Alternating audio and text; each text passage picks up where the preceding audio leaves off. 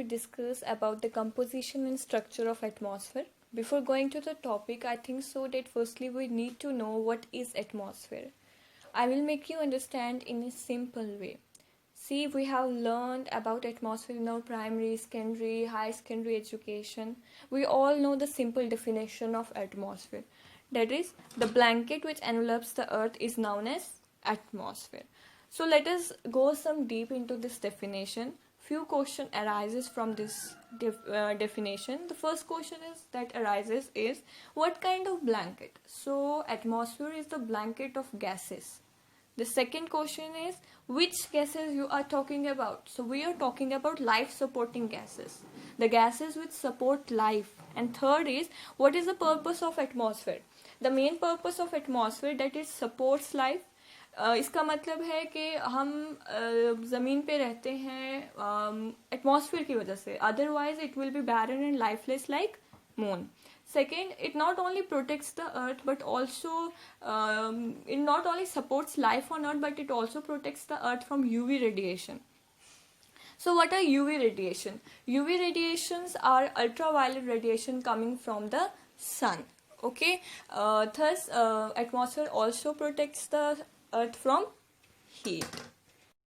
So what we have learned from this whole discussion, we learned that atmosphere is क्या है, एक blanket है life supporting gases, वो gases जो life को support करते हैं, life giving gases, जो अर्थ को जो है सराउंड करता है, एनवलप करता है. ये सिर्फ अर्थ को प्रोटेक्ट नहीं करते, लेकिन ये हम मतलब ये सिर्फ लाइफ सस्टेन नहीं करते अर्थ पे, लेकिन अर्थ को प्रोटेक्ट भी करते हैं यूवी रेडिएशन से और हीट से. और ये जो है देखो, अर्थ सरफेस ग्रेविटी है, अर्थ पे ग्रेविटी है, वरना अगर ग्रेविटी नहीं होती तो atmosphere will be free floating in the space. So it is attached to the earth surface due to gravity, gravitational attraction. So let us come on our main topic. So first we will discuss about the composition of atmosphere, then we will go to the structure, and we will discuss the structure of atmosphere with a very informative diagram. So the earth atmosphere is composed of mainly three things: first gases, second vapor, and third particulates. So gases की अगर बात की जाए तो there are two main gases that contribute 99% to the total gases composition. First is nitrogen and the other is oxygen. Nitrogen contributes 78.084% and oxygen is 20.946%. तो remaining 1% जो है hydrogen, helium, carbon dioxide, krypton, ozone gas जो है बनाती है. अगर ozone gas की बात करें, ओजोन गैस क्या है? ओजोन गैस है, ये एक ब्लू इरिटेटिंग गैस है, एक इसकी पंचुएंट स्मेल होती है, और ये मतलब try atomic form of oxygen है, O3. ठीक है, ozone gas.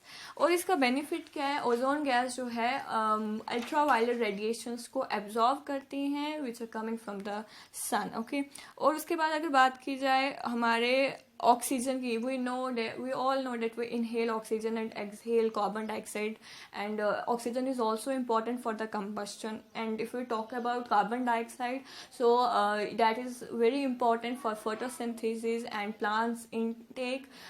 They inhale carbon dioxide. So we can say that every gas has its own importance in its own way. ठीक है, so that was about gases. So उसके बाद आ जाते हैं water vapour पे. वाटर वेपर का जो content है वॉल्यूम के हिसाब से 0 to 5% है.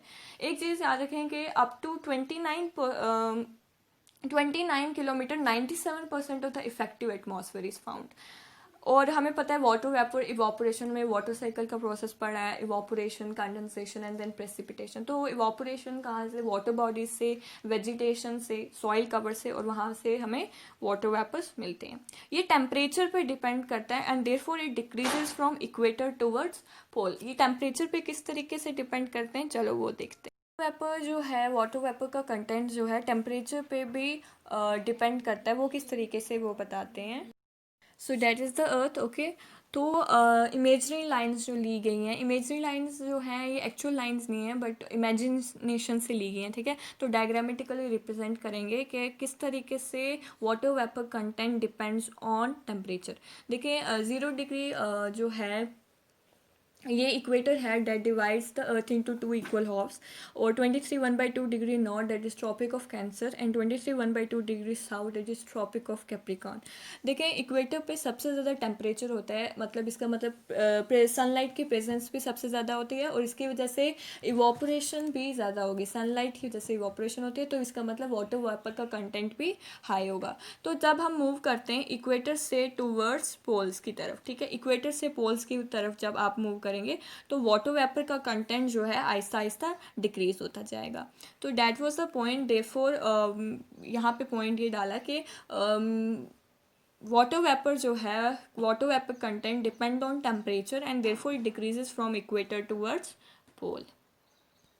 It also create various condensation and precipitation forms, जैसे कि हेल स्ट्रॉम हो गया, snowfall, fog, mist, dew and rainfall, ठीक है, इस तरीके से। अब बात करते हैं पर्टिकुलर मैटर की। एक चीज़ याद रखें कि ये these two things, water vapour and particular matter, these are found in minute quantities but they have a significant effect on weather and climate. Particular matter जो है ये एक सॉलिड मैटर है, इसमें dust particle, salt particle, pollen, smoke, soot, volcanic ash जो है include किए जाते हैं।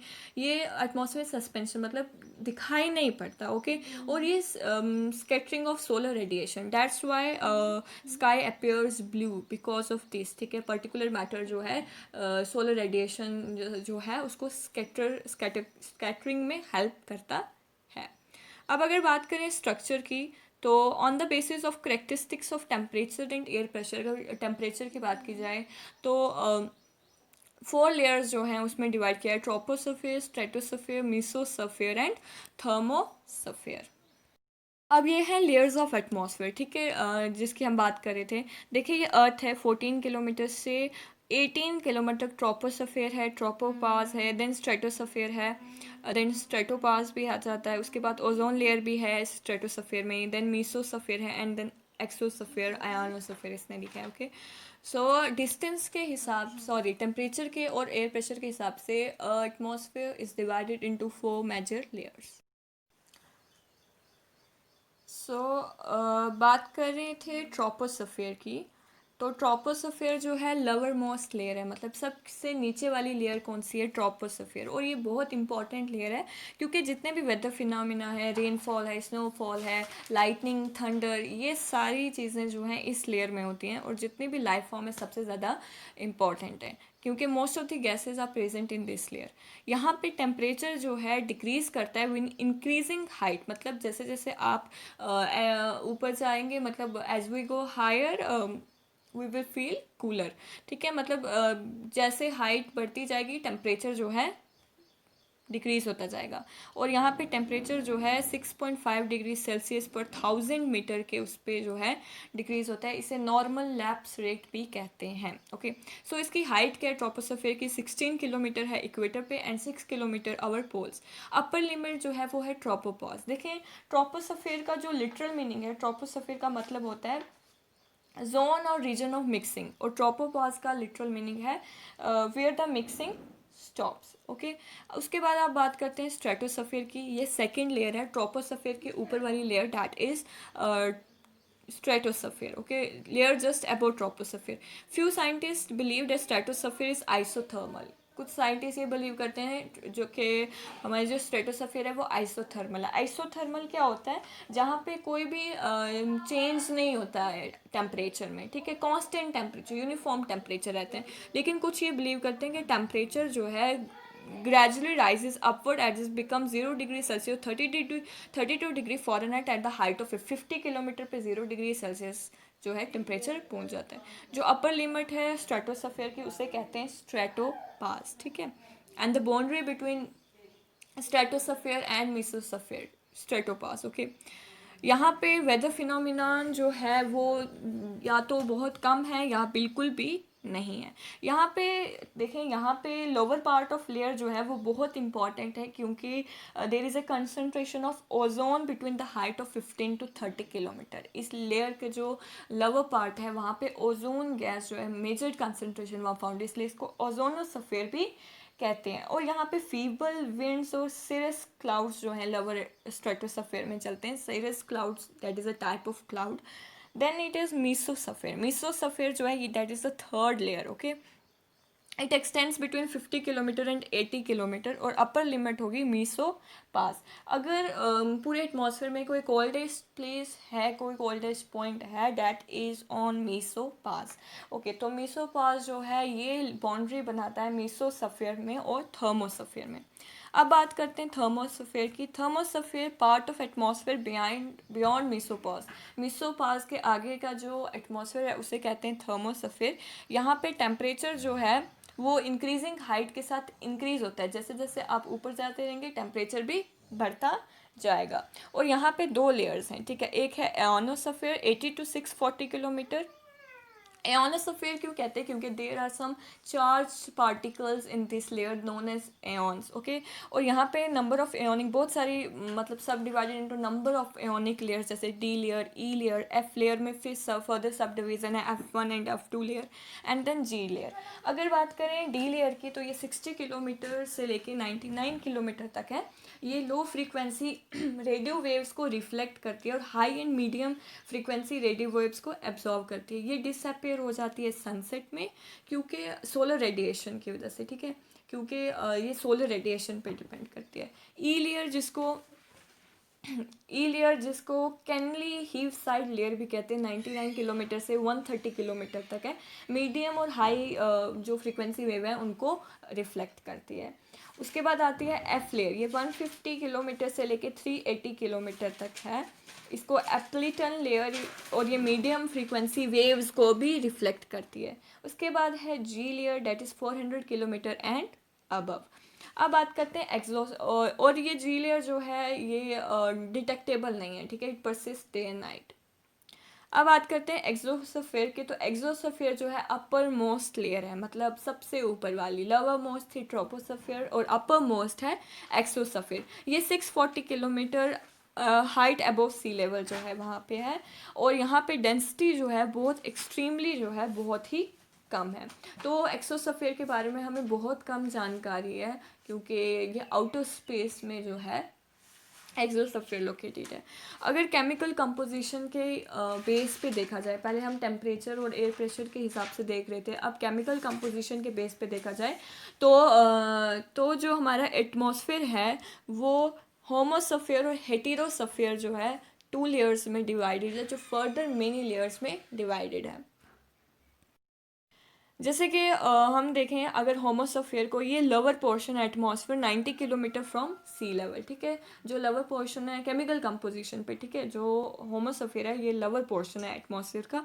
और इसमें 3 लेयर्स आ जाती हैं, ट्रोपोस्फीयर, स्ट्रेटोस्फीयर एंड मीसोस्फीयर. और अगर बात करें हेटेरोस्फीयर की तो 4 डिस्टिंक्ट लेयर ऑफ गैसेस जो हैं इसमें मिलती हैं.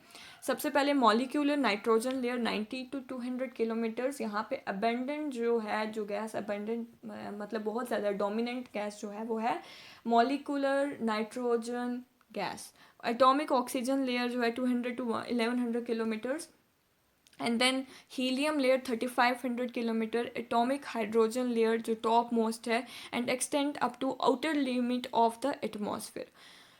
सो ये हो गया हेटेरोस्फीयर. तो कंपोजिशन के बेस पे 2 लेयर्स हैं, homosphere and heterosphere. So that was all about the composition and structure of atmosphere. Hope you like this. Thank you so much. Subscribe the channel and like the video and also press the bell icon. Thank you so much for watching.